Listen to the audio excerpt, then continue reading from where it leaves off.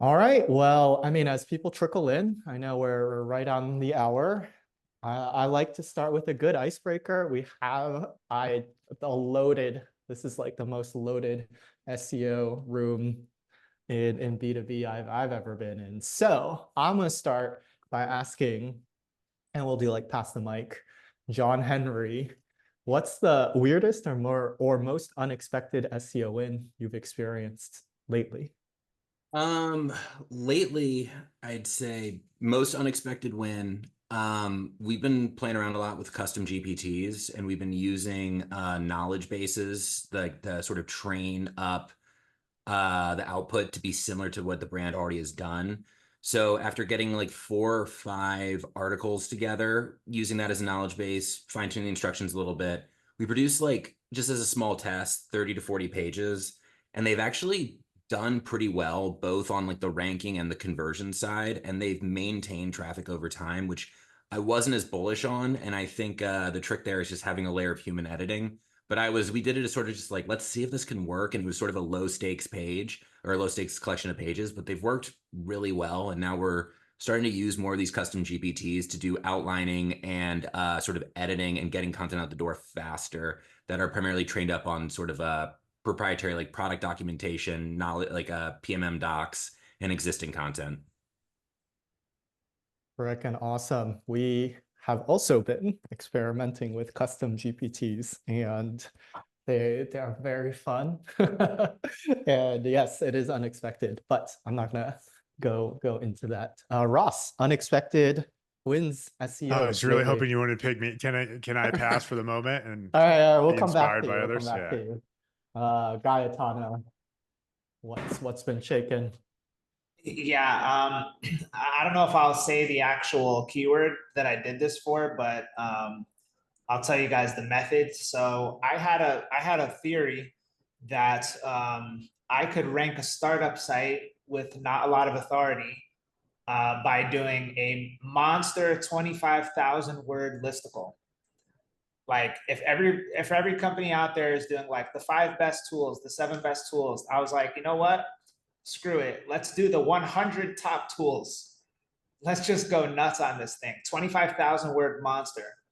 And let's pump it with some links and let's use AI to help us, format this and do some research. So it's like probably 70% AI, 30% human edited. CEO reviewed it, kind of put his flavor on it, and then we published it, built internal links, built backlinks, and yeah, we got a page one ranker for a very competitive term. I was very surprised that it worked. I didn't think that it would. Who knows if people are actually consuming it all the way and if they're reading it. But yeah, it's your classic X best list. It's a 25,000 word monster. I don't know if I would recommend everybody to go and do that, but there is evidence that it can work. And so I was surprised to see it. And yeah, that's my most unexpected win. It's pretty unexpected. Very interesting though, and I'm sure we'll dive in more. Benji, what you got? Um, yeah, we had a client that we started with in March that was technical, that we don't really typically work with. And on top of that, they also had a domain rating of 0.5. So again, we typically don't work with companies that are that early. So 2 challenges there, but in the last 6 months, I think 50 to 70% of the keywords that we've targeted have been on the first page. They're in the AI space. I think it's likely just a function of there hasn't been too much content written on AI in this category yet. So yeah, that's been an unexpected win, both from a can we write this perspective, so interviewing technical people on their team, and then just how quickly they've ranked. So I think their DR is now 34 after like 6 months. So yeah, that I think when we first started working with them, we gave them the expectations that we didn't think that we'd be at this point for over a year. So it's just quick wins there. So I thought I did think of one. So we recently implemented on a website 6 related post content related links from 3. So we added 3 post content related links. We expected this to be a win. They're all also manually selected, but actually whether it's coincidence or timing with that very large update that just happened, the overall site traffic has doubled since that change in like a month and a half or so. So it's pretty wild. I'm sure it isn't just that set of links, but maybe more links can be helpful. Oh, Turns out. turns out. Hey, Going Bernard, against the popular narrative today. Yes. I was going to say, on the flip side, should we go around and say, what is something we tried that we thought would work that didn't? Oh, well, I mean, yes, we should, but I do want to introduce like all of the amazing, fantastic people in the room that are y'all first. And then, yes, we can segue into whatever we want to talk about. There's a lot of questions that were audience generated. Audience, feel free to pepper this fantastic panel with all kinds of questions. We will try to get around to whatever we can. But first, I do want to introduce this action-packed loaded room that we got. So we have John Henry Scherck. John Henry is the founder and CEO of Growth Place, a boutique consultancy focused on SEO, content strategy, and audience development for mid-market and enterprise B2B companies. Benji is the co-founder of Grow and Convert, a content marketing and SEO agency focused on content that converts instead of just traffic.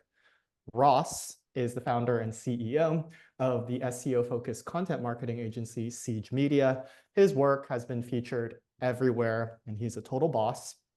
And Gaetano is a growth advisor to software companies like I always mix this up. Is it Docebo or Docebo? Anyways, I digress. Docebo, Cognism, WorkVivo. He has also written for publications like HBR. He is also a new dad. Congrats on all of that.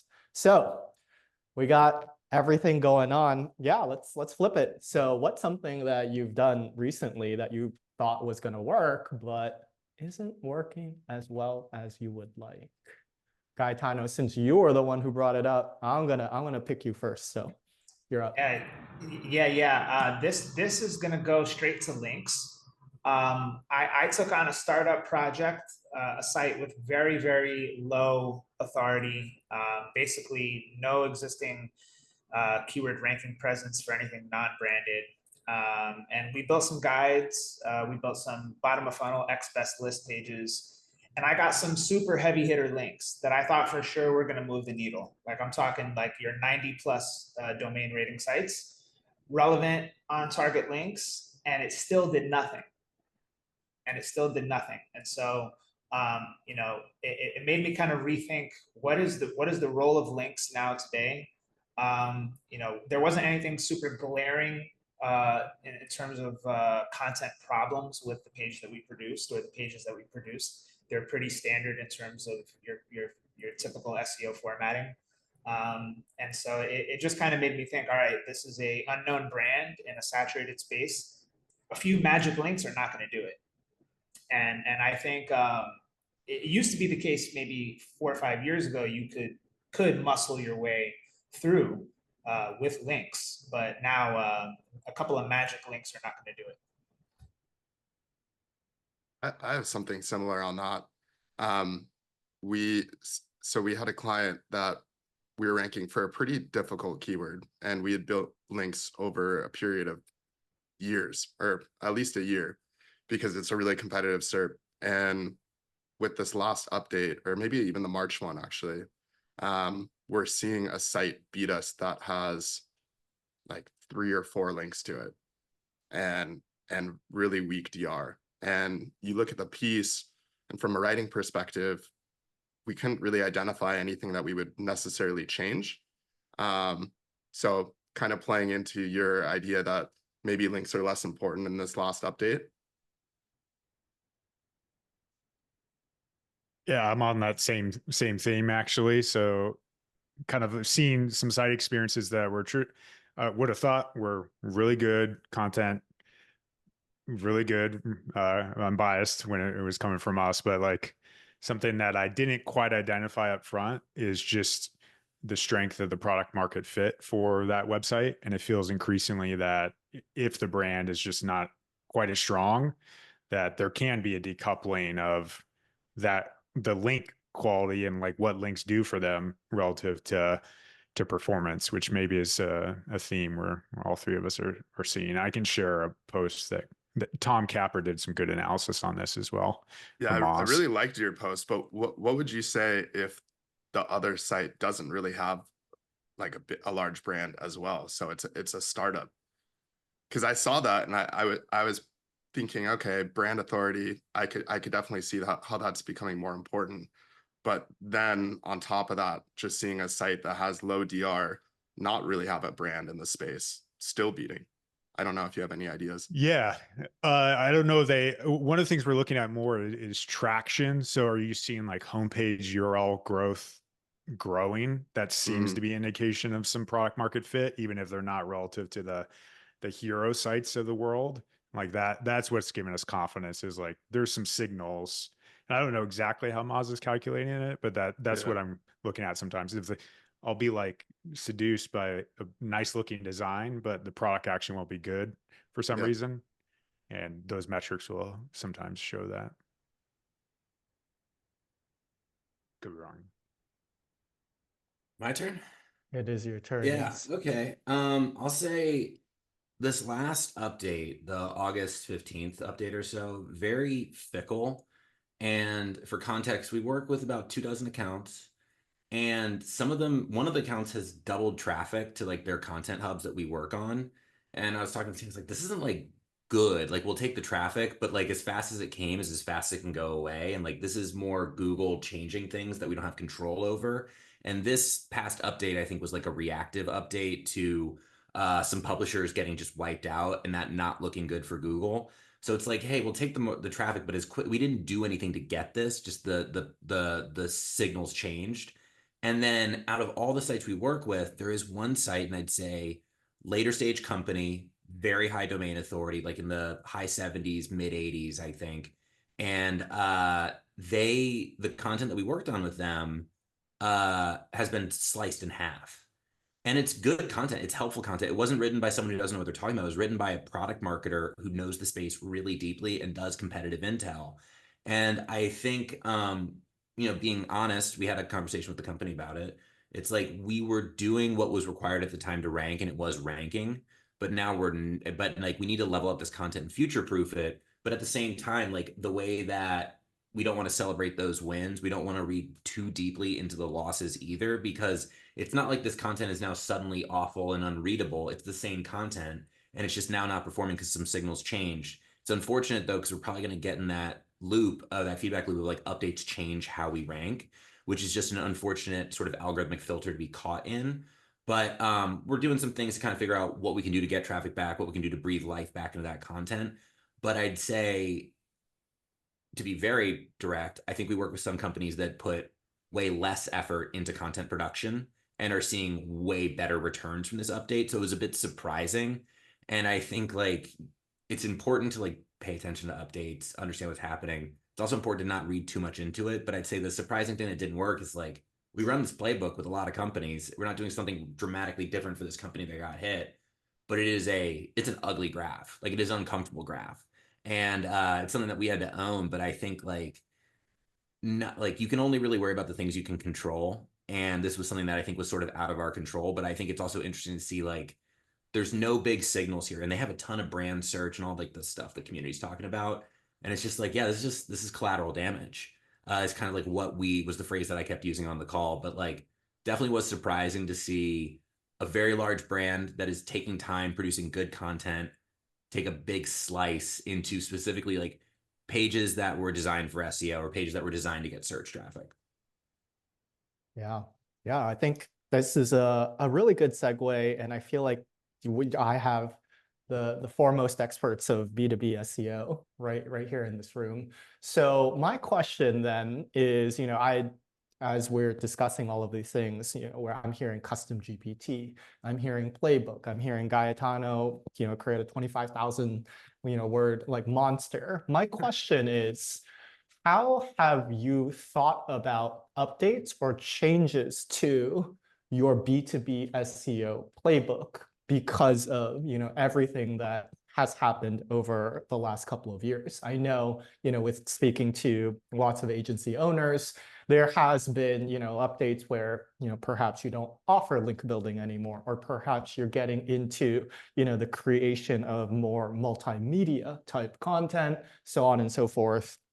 Whatever you are willing and open to share, what updates and changes have you been making and thinking about making within, the traditional B2B SEO playbook that, we're all very familiar with?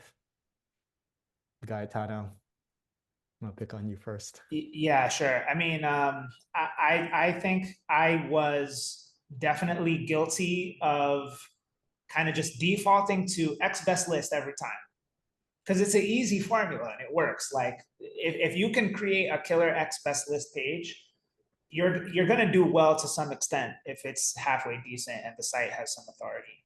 But lately, my game has changed a little bit, knowing what I know about diversity of results now. If you see like all these 10 best lists occupying the top 5-6 positions, what's going to make yours any different? How are you going to compete with those? Or if every single result on page 1 is a what is X, what is X, what is X, what is X? I'm actually facing that right now, working with a company that wants to rank for what is just-in-time access, or just straight up just-in-time access. Every single result on page 1 is just a glossary page, and it's just a barrage of consensus information everywhere. So how do you beat the consensus information? And Bernard, we talked about this in Miami, but like just trying to strike that balance of information gain plus consensus. So meeting that requirement on the consensus end, but trying to work with experts internally on the information gain aspect, I think has been something I've spent a lot more time on. And then I think something I did like a few years ago when I was in-house at a company called Nextiva, I'm getting back to it now. So landing page SEO.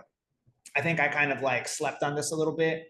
But we used to kill it with exact match landing pages. Like we used to have, and still do have, like exact match rankings on business phone service, cloud phone system, business VoIP, like finding all the different ways to capture demand, creating killer SEO landing pages for those queries, and not just defaulting to the X best list tactic. I think it can be a bit of a easy sort of cop out for a lot of SEO strategists, but not defaulting to that tactic, I think, is something that I've changed.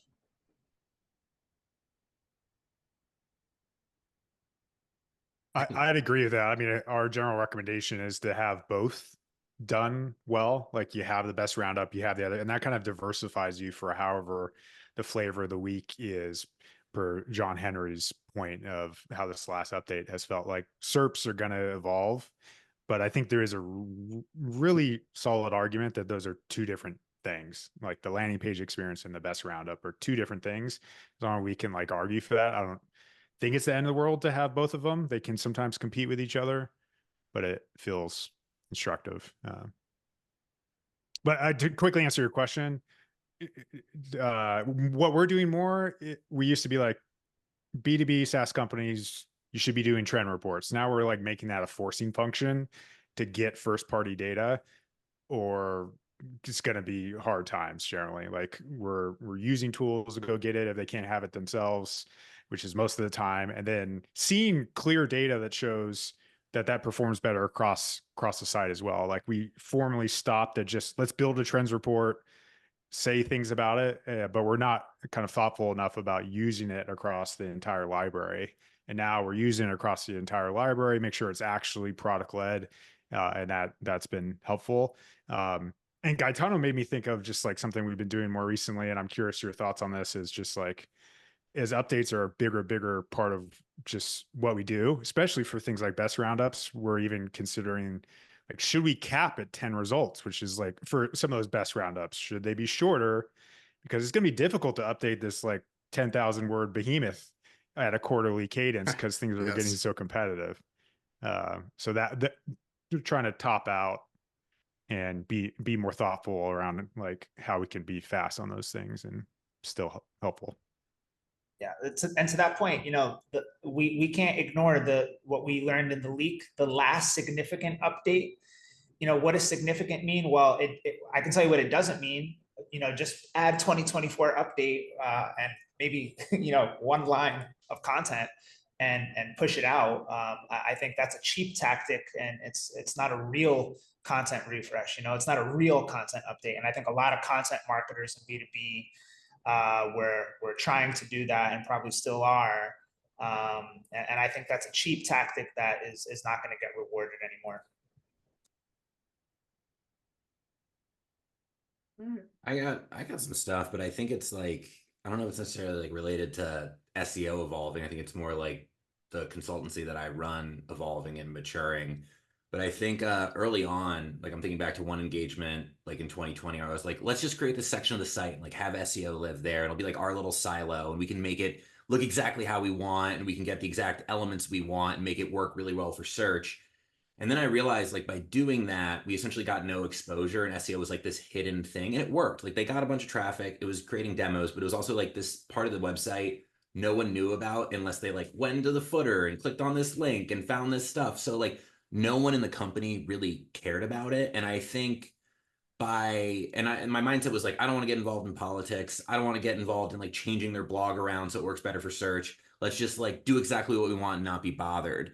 And I think like by doing that, I missed an opportunity to like get stakeholder buy-in across the company and make SEO more of a collaborative function instead of like this thing fueled primarily by like one content marketer and a bunch of freelancers. And I think like that also led to us creating content that like our points of contact in the company wouldn't necessarily share on social. And I was having a conversation with someone we worked with for a while, and they were like, well, I view this as kind of like an opportunistic traffic play. I was like, that's the wrong way to think about it. Like, if you're not willing to share this stuff, if you're not proud of this stuff, we probably shouldn't have it on the website. So I think being more like, this is not just like SEO in a silo that works independently and creates you a couple demos. It's like, it should be everywhere on the website and not some like hidden thing that we do. And then, I think very early on, I used to just really harp on like, and I did a webinar with you about it years ago, Bernard, about like versus pages, alternative pages, competitor versus competitor pages. And those are still valuable, especially if they're coming up in deal cycles. But I think oftentimes what people are searching for that has a lot of volume and like Ahrefs can be somewhat like unqualified and not necessarily worth creating.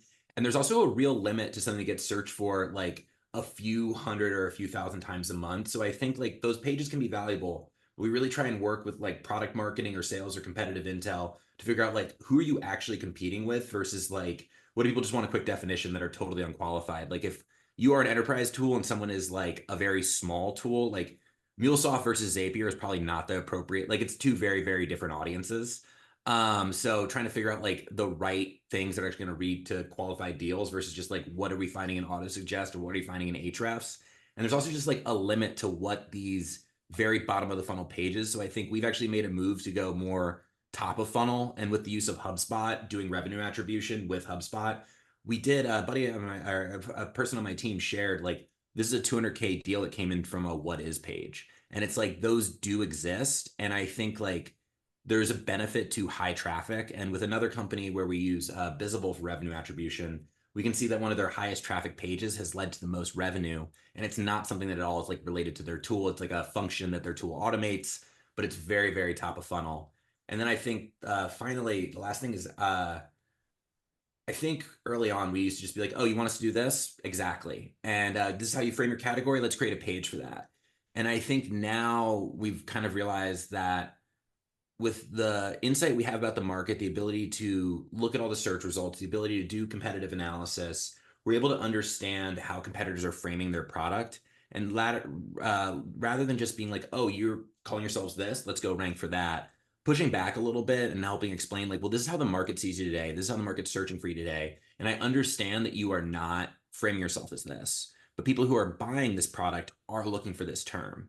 And we can make a conscious decision to not go after it, but that's a huge chunk of the volume right here. So I think trying to help product marketers and content marketers understand how their potential customer base is framing their product today versus how they're framing it, and trying to pull them out of the weeds in their own internal jargon and more seeing how the market sees it. And I just don't think we used to do that. It relates to being SEO in a silo, just being like, let's just not make any waves, create the traffic. And also let's just, that's how you're calling it. Let's go do it. And I think pushing back a little bit more and trying to embed more in the larger company than just be like an assistant for a product marketer or a content marketer is more the changes that we're making today to sort of future-proof SEO, not just make it something that lives in a silo or is limited in scope. Yeah, I think you make a bunch of great points. I'll start on the last one. That's something that we're doing a lot in terms of just going after more bottom of the funnel keywords instead of just going after the category, really thinking through all the different synonyms that someone might call the category or what you do or certain feature sets, and then creating unique pages to go after all the different variations of that. Whereas I think a lot of different companies just try to focus on one or two key category keywords that describe them, because they think that by going after the keyword, that's how a prospect will perceive you. So they think the keyword equals their positioning, which it doesn't necessarily do that. Just as we look forward, I'll take a slightly different take on the what is stuff. I mean, we've always prioritized bottom of the funnel keywords and worked our way up. But I actually think that's going to be even more important going forward, just because I do think a lot of the what is and definitional stuff is going to be commoditized by AI. If you look at a lot of the searches around like AI overviews, it's a lot of this what is stuff, and it's more commoditized information that's less unique. And so I think going forward, having unique original information is just going to continue to be more and more important. So the way that a lot of people produce content, which is just scanning the results and kind of regurgitating back what's already there, I think that's the kind of stuff that's going to be commoditized by AI. But I think going forward, really providing unique information on a topic is what's going to set you apart from the competition. On the best lists, what I've noticed just in the last 6 months is just the more times your brand gets mentioned, the better that's also going to be for AI. And so on top of just creating your own best pages, being mentioned in other pages in the SERP, in those top 10 positions is really going to be important for ranking for some of those best keywords, especially when you're looking at some of the different AI search tools like Perplexity and how those show your brand in them. And then the last thing that we're kind of experimenting with right now is YouTube SEO. So again, just as I look to the future, I just see myself interacting more with videos and learning that way. And I can see that YouTube becomes a bigger portion of search. Over the long term, we're starting to see more video results show up in different queries. And so just experimenting with that right now as well. Yeah.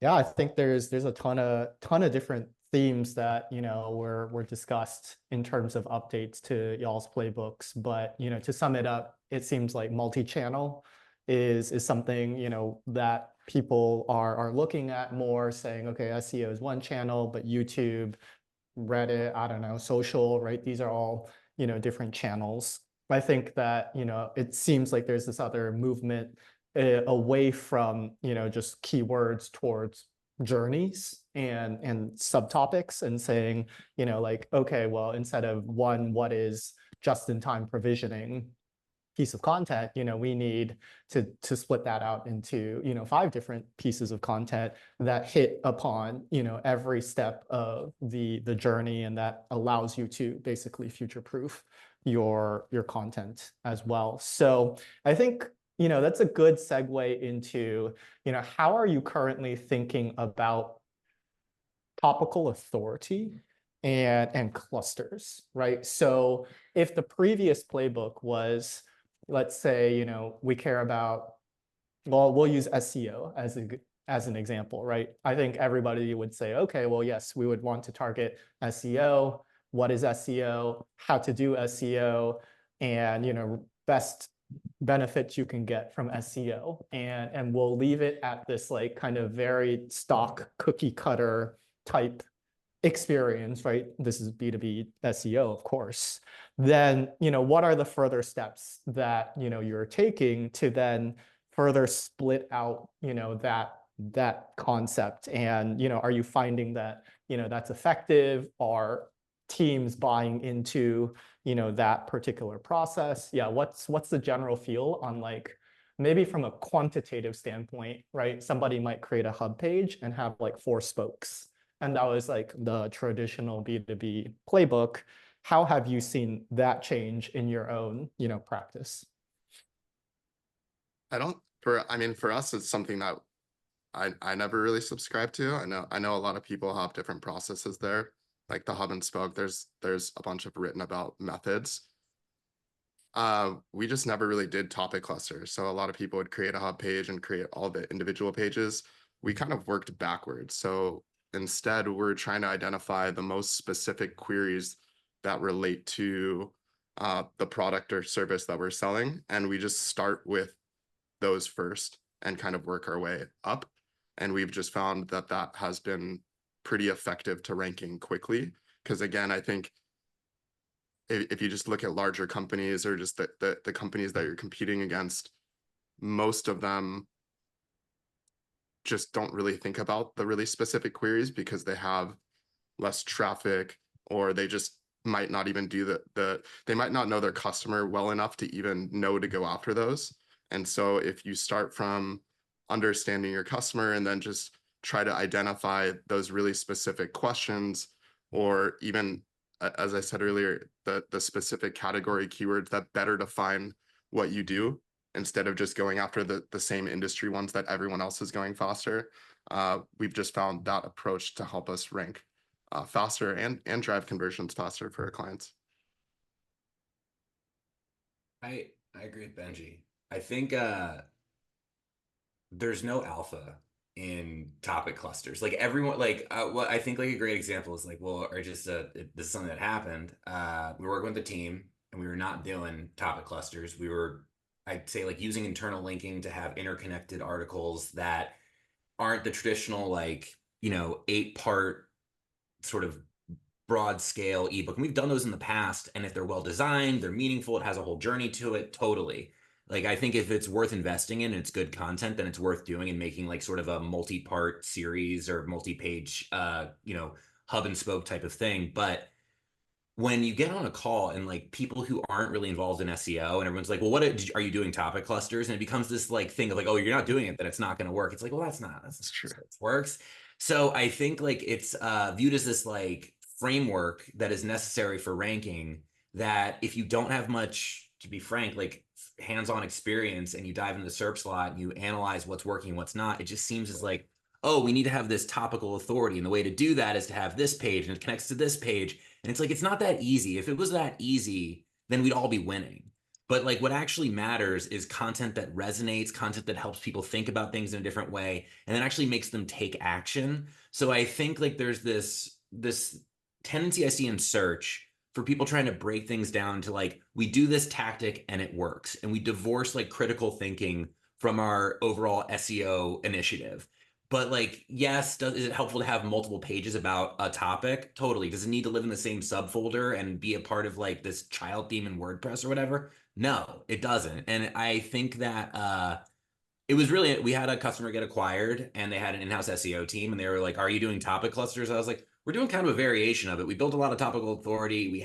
But it all lives under one subfolder, and it's sort of a general guide to the overall function of people who be buying this. But no, like we don't have sub pages that go into this. And they looked at us like we were doing malpractice. And I was just like, all right, well, this company that you acquired, their traffic's much higher than yours. You all have been like kind of stagnant for the last 2 years, and you're doing these topic clusters. So explain to me why they're working.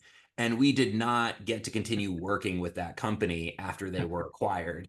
I can let y'all kind of sum out why.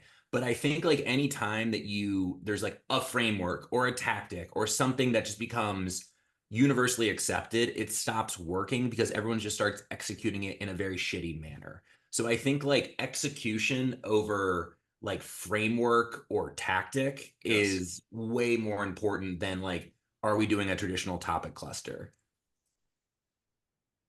That was very well put. Thank you. Clearly, I'm passionate about it because I've lost some count over it. Yeah, I mean, I agree with the general sentiment as well. Like how I think about that topic authority concept. It sort of, I think it started in the right place, but SEO has even evolved since it first was originated. sort of like, how can we generate some authority for something we're not necessarily authoritative instead of authoritative for, instead of starting with what are we authoritative for and creating content on that. That's how you rank long term.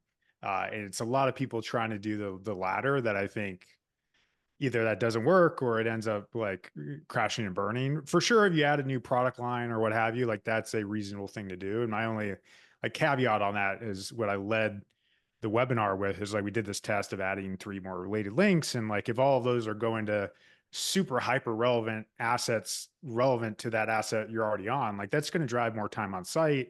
There's probably some external link flow that's going to happen there. That's just good common sense. Do I need to build a diagram to do that? I don't think so necessarily. Kind of starting first at that authority and what we are actually authoritative for is the North Star. Yeah, I agree. I don't know if I have much more to add. You guys killed it. I mean, so much gold in there. I've never started a program and said, yeah, we got to start with topic clusters, guys. You know, we got to have a pillar page and it's got to interlink to all the long tail, you know, pages off of that. You got to do the hub and spoke model. And in fact, I've been like a pretty big, like anti HubSpot hub and spoke model guy for a long time, for all the reasons you guys have already said. So like, I think this is super spot on.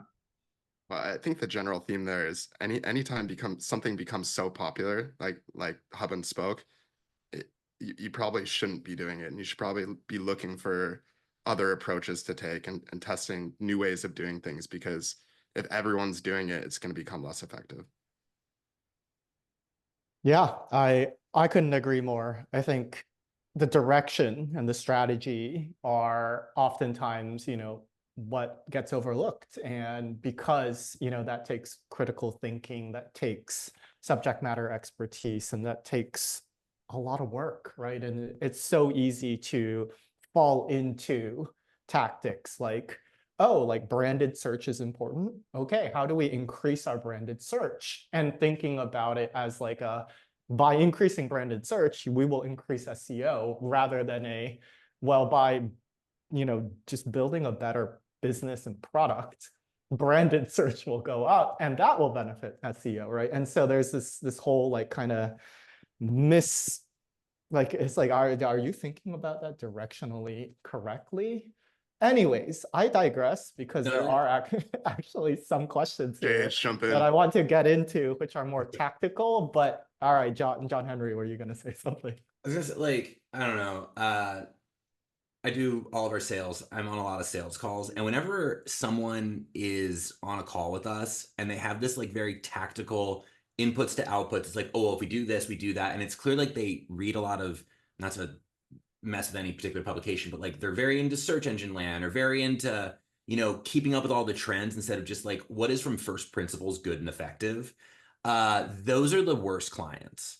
Like, it's just like, they're always about like, well, what about this one metric that no one gives a shit about? And there's always these like kind of like gotchas or like, and like almost like, oh, I'm going to quiz you on, are you up to date with everything? And it's like, well, like how much pipeline are we really generating here? Like, is this actually effective? And like branded search is the best. Like, I think when you start dealing with very large companies, what you'll realize is they don't typically understand the difference between branded and non-branded search, and organic search is just this big bucket. And it's like, well, hold on. Branded, it's like, oh, SEO is way down. It's like, no. People are looking for your brand less because it's lost credibility and interest over time. And that's like a much bigger problem than the SEO agency can handle. And there's a bigger issue that we need to discuss that, yes, is reflected in our reports, but you have a much bigger problem on your hands. And it's not like, oh, let's just juice brand search. It's like, let's get your audience to care about you again. And that's going to come from brand marketing, paid campaigns, industry events. And if you're not doing that stuff and you're just like, we need to make the Google Search Console metrics go up, you are so fucked. Sorry. You are in for a bad time. And it's whenever we get on a call with someone that is extremely like tactics, metrics, if we do this, we get that driven, and they can't see the bigger picture and like building an SEO engine, then it's just an awful fit for us. And we'll try and send that to a partner who like wants to nerd out and have some academic conversation about patents or whatever. But at the end of the day, you need to commit to just doing great work. And that's typically not coming from the folks who are really like, what's our branded and non-branded search ratio? Like, that's not a conversation I'm willing to have. So the lesson is never take referrals from you. Yeah. Oh no. Oh, yeah, no, I don't want to work with you. But yeah, so Sorry, Rob. that said, we do have some tactical questions as people do. And so I will ask the first one from the audience. Brett asks, is there any empirical evidence that author and bio profiles works to increase rankings traffic with EEAT, or is it more of a straightforward theoretical thing? I don't have data to prove this, but this is something that we do across a number of our clients. So as part of just the beginning of working with someone, we just do a technical audit. This is a whole nother side conversation, but I just feel like people focus way too much on the technical side. I feel like you can usually do one audit, get most of the things good enough, and then just start working. But one of the things that we do flag is author profiles, and we have seen improvements across probably 5 to 10 clients when we add those to the site. And so I do think it's important, especially in certain categories. So we have people in the medical space. So if you don't have a doctor speaking on that credibly, it could definitely affect you. So I would say it's probably more category dependent, but we have done it for people in the SaaS space and the medical space and have seen improvements. I don't care about EAT. What I care about is, can we enable accounts to create parasocial relationships with the people that follow them online? And it's like, if this person's writing online, they're also a personality. They're probably posting on social. They're probably at industry events. I don't want, and like, we don't always win this argument, but like, I do not want it coming from team company name. I want it coming from the person who's going to be presenting at the conference, who's going to be engaging with these people in real life. And I think that building an audience is something that we started focusing on a lot, and taking people from search to a newsletter. Because some of the folks we work with, we have one account that like their sales cycle is at least 18 months. It's like a custom ERP integration. It's very complex. It's for international businesses. No one is landing on a Versus page and being like, let me get into an 18-month sales cycle right now. They're falling around the internet for a long time. And I think having personalities, because no one wants to mess with your brand. Very few brand accounts work on social. There's a few. What people follow is personalities. Like Gaetano's a personality online that people follow because he says interesting things that are sometimes controversial. And that's kind of what people want. They want to follow people, not brands. So if you're leading with like, hey, the brand created this, I'm not trying to hang out with you. But if it is a person with experience, opinions that I can meet at a conference, that I can watch a webinar with, that I can follow on social, that allows it to get more like cross-channel play. So I think having it come from the brand does a disservice, and having it come from a personality that people can engage with in the real world sets you up for real world connections and real world deals. Yeah, I mean, I would just say, irrespective of Google and EAT and all this nonsense, like what's the human thing to do? You know, and it is category dependent, but if you land on a content page about an important topic, you know, you're going to glance as a reader at who the author is. And if it looks like some college intern or, you know, some candy pop person that has zero credibility, you know, that brand is going to take a ding in the mind of readers. You know, irrespective of the Google EAT stuff, it's hard to really prove or disprove that. Just the right thing to do from a human perspective is just, you know, don't have some candy pop, you know, college intern author or company team, you know, something like that. I think it just takes away from the overall perception. Agree with all that. The only thing I'd tactically add is sometimes you don't necessarily need like a paragraph of information about the person. You could just have the name, sometimes the title, and that's enough. If it communicates trust above the fold, like a nice profile photo that's branded for the company, what they do, and the site design says, oh, I should trust this. Sometimes that's all you need. I think just to tack onto this, like a bigger question though, is if a company's like not willing to put their name on it, that there needs to be a conversation about why. Like, why won't you do this? Why aren't you proud of this? What's wrong with it? And we work with one company. It's a very technical product, and the company was unwilling to put their name. Like, any one of the companies was unwilling to put their name on it. We hired a CTO we know who uses this product to read and he was like, "This is wrong. Like, I don't like this." And I think that a lot of people view SEO as this like reductive way to get traffic, and they don't want to put a lot of effort into it, but it's oftentimes the first touch, or it very much like touches people across the journey if it's a very engaged like learning and buying process. But there's this tendency to put as little effort into as possible so we can get the most ROI as possible. And I think like the bigger question is like, where does your moat come from? Like, how do you create something that no one else is gonna want to mess with? And I remember when I wasn't quite a candy pop intern, but I was not exactly the most skilled person to be talking about sales enablement. And I was working at a company that was trying to go into the sales enablement space. And I saw a piece of content from a company, and I was like, I don't think we can compete with this. Like, this isn't a keyword we can go after. We don't have the resourcing to match it. And so we stayed away from it. It literally deterred me from going after it. And it did have people's names on it. It did have interviews in it. It was very credible. And I think like this comes from a team is a symptom of typically like lower quality content that someone isn't proud of and doesn't want to put their name on. Authorship is political though. And when people leave a company, they go to a competitor. Sometimes you want to take them off of that. And you don't necessarily want to put someone else's name on it. So there's exceptions to every rule, but lower quality content typically doesn't have a person associated with it. All right. Yeah. Let's talk next tactic. So Sam asks, there was a LinkedIn post that did rounds in the SEO community around jumping up in competitive branding rankings by embedding product demos on their pages. These are probably like the interactive like stuff that you see certain SaaSes do. The hypothesis is that they increase the dwell time.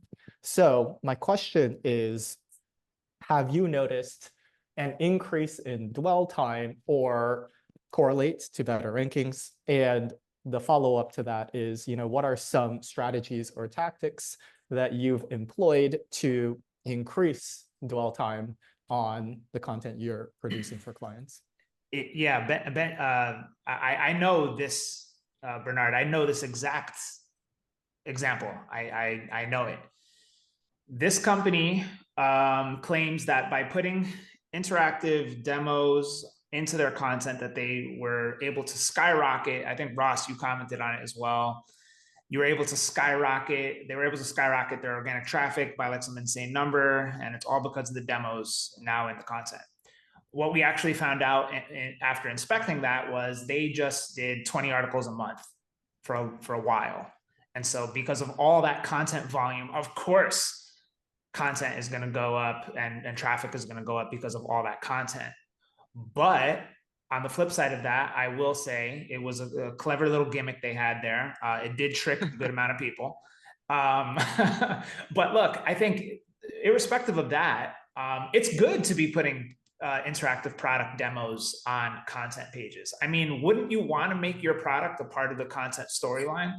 Wouldn't you want to showcase your product instead of some, stupid, vector images or some stock images or just walls of text? I mean, this is the right direction to be going. And so I don't think it's something that should be viewed as like, hey, let's do this to skyrocket SEO traffic. Let's just do this to showcase our product and what it can do and influence conversions. So I think, wrong gimmick, but good idea and good thing to be doing. Yeah, I agree with everything you just said, especially the last point. I think just do what's best for the reader in this case. So we don't do interactive video walkthroughs. We don't put full demos on pages typically, but we will give walkthroughs of the product and try to walk people through the key features that are important, put screenshots, and really try to let the reader feel like they're in the product and understand the use cases. And I do think that helps. And especially on comparison or competitor pages, I don't think a lot of people do that. They just kind of take product descriptions and put that instead of just walking people through how to find value from the product. And we have found that helps a lot because, again, I just think doing things that a lot of people aren't doing is probably the better approach, and then doing things that are going to help the reader find value from the content that you're producing. Yeah, I couldn't agree more. In my early days of ramping up on SEO, I worked for a directory style website, much like Zillow, except in the commercial real estate space. And one of our tests, because you test all these different templates in those cases, was to put a concierge like button that was like, oh, like not seeing a listing that you care about, like contact one of our like office space specialists. And that boosted it decreased the average time on page, the dwell time, if you will, but it boosted the path to conversion for our website like by, I think, maybe 100%. And our rankings like skyrocketed. So it's not the dwell time itself as like the conclusion of the search journey, although I guess you could argue that for informational resources, a longer dwell time is a better outcome. But yeah, I know we've been trying to stray the lines of strategy versus tactics, and I think that a lot of it comes from, directionally people hear these things and like, oh, that's good, I'll do it. But it's like more of a function of, okay, but, is the reader or user actually finding, what they need? I know we're running up on the hour, so I'm gonna like change this format just a bit to do rapid fire questions. And so I'm gonna ask audience questions to individuals, and I'll like pass the mic over. I'll name it if I'm like, okay, I think you're best to answer this. But if y'all want to chime in because you have additional insights, more than happy to do that. I will then start with Anonymous. They ask, any advice on 1 to 2 focus areas for bootstrap founders launching a B2B marketplace? Gaetano, I think this one's a good one for you. Oh man, startup founder launching a B2B marketplace? That's right. I don't know. I'll pass on this one. I don't know if I have a good answer. All right. Does anyone have a good answer on this one?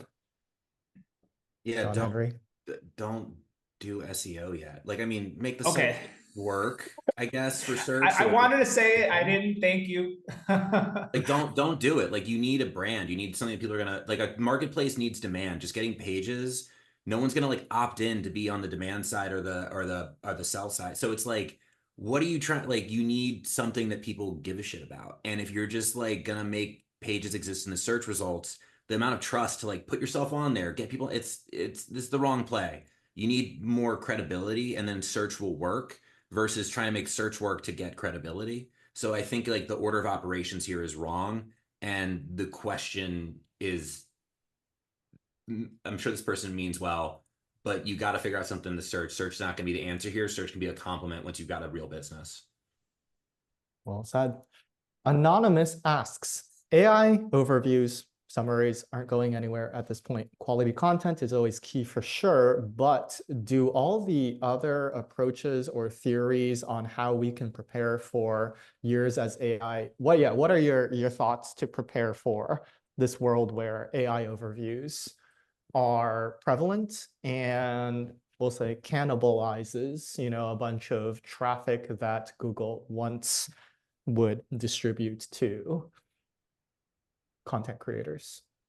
Ross, what do you think? Someone said it in chat earlier, topics over keywords, like look at actual click-through rate curves for certain topics. And if it's a complex topic, we're generally doing a better job of future-proofing ourselves against those things. So I think that's one. And the other one that we're doing more that I mentioned earlier, was just like try to get more unique first-party data into everything you're doing. And that will hopefully create a moat for you to keep getting mentioned in these over time. Perfect. Abby asks, have any of us tried SearchGPT? Have any of y'all tried SearchGPT? I have not been able to get access myself. Drew on our sales team got access. He was relatively underwhelmed last I heard about it. Interesting. All right. This one's interesting. Will asks, what criteria do you usually look for when evaluating whether to take on a B2B SaaS client? John Henry, I can't help but pass this one over to you.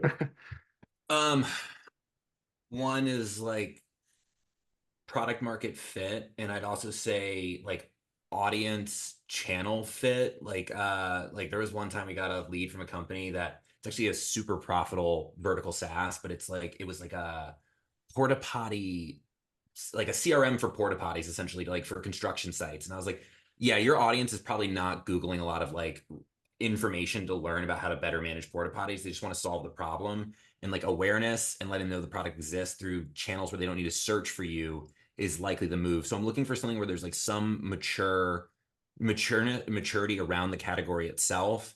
And then also, like, do they have messaging? Do they have like differentiation, positioning figured out? And can we use that to differentiate our content, or is it just going to be more of the same without a lot of direction? Like, what are you going to say that makes you meaningfully different? And then do you have legitimate like hundreds of thousands of dollars to invest in search? And I don't mean just like our costs. I mean, the channel is expensive. Making search work is a long time. Is like, it's much cheaper just to like typically do coin operated marketing, like AdWords. Much, you can test that in a silo, much quicker feedback loop. So I think, like, are you willing to invest in the long term, and do you have something worth investing in? And do you understand how you're going to communicate with your audience? And is your audience actually looking for this information? That is typically what I'm looking for. And then also, just like, do you understand what it means to create something meaningful? Because if they just want to bang out garbage content, it's going to be a failure in 3 or 4 months. So there's a lot of like commitment and maturity involved in this. And that's why typically when it's like a seed stage company, I'm just like, yeah, this isn't the right move. Like, you need people to care about you first before search is going to work. So I'd say, like, typically even Series A, which I know like they got some cash, but usually like they don't really have product market fit figured out yet. So a little bit later than that. And if you're not going down the venture path, if you're bootstrap, that's a very different story. That's usually quicker feedback loops, and I'd say more risk averse.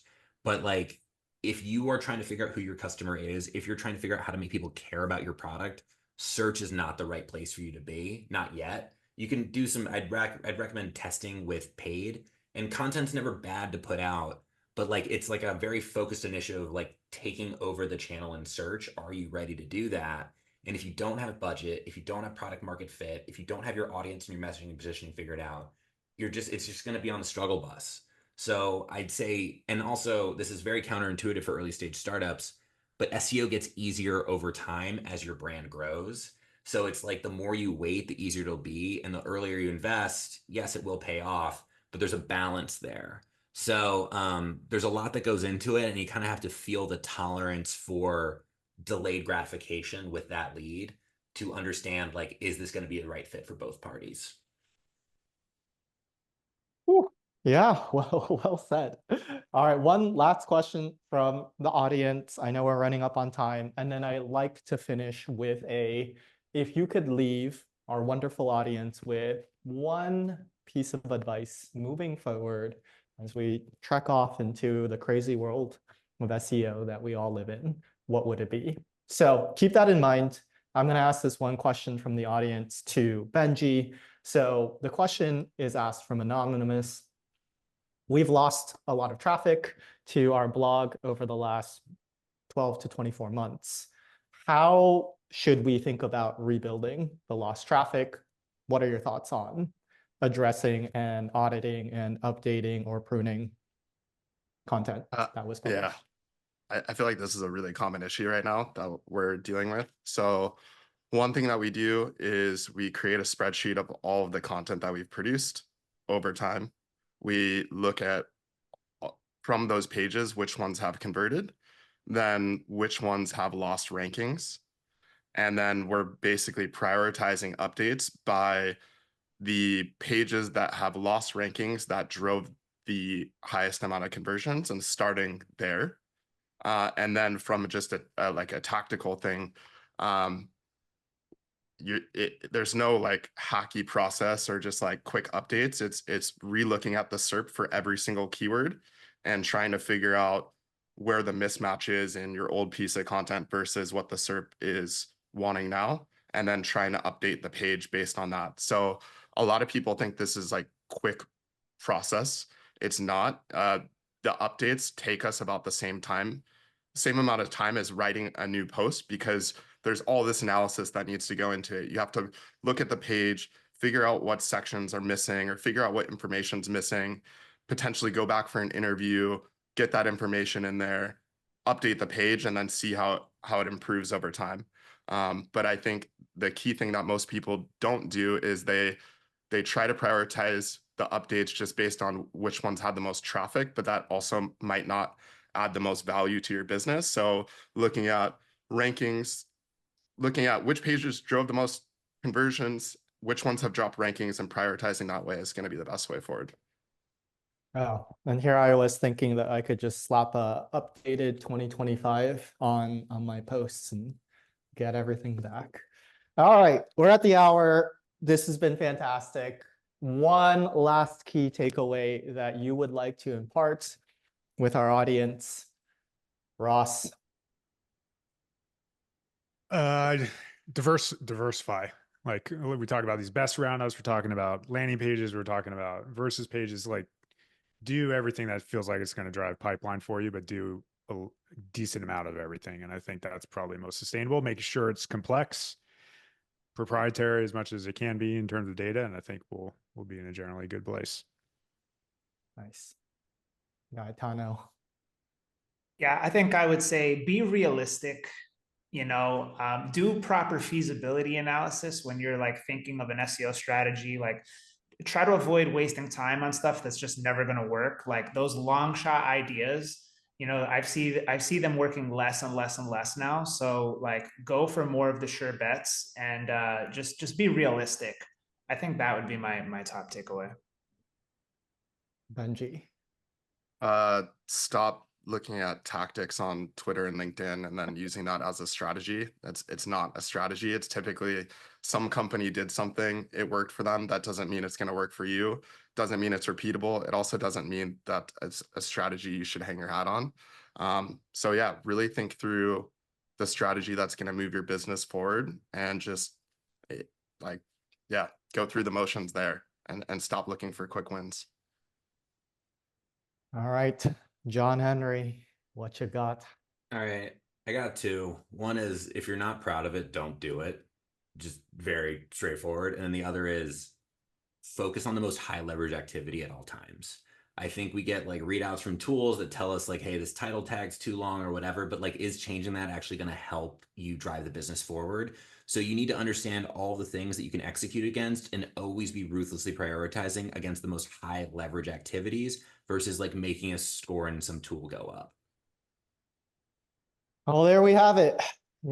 Strategy over tactics, critical thinking over standard operating procedures and manuals, and just do good by users, searchers, customers, prospects.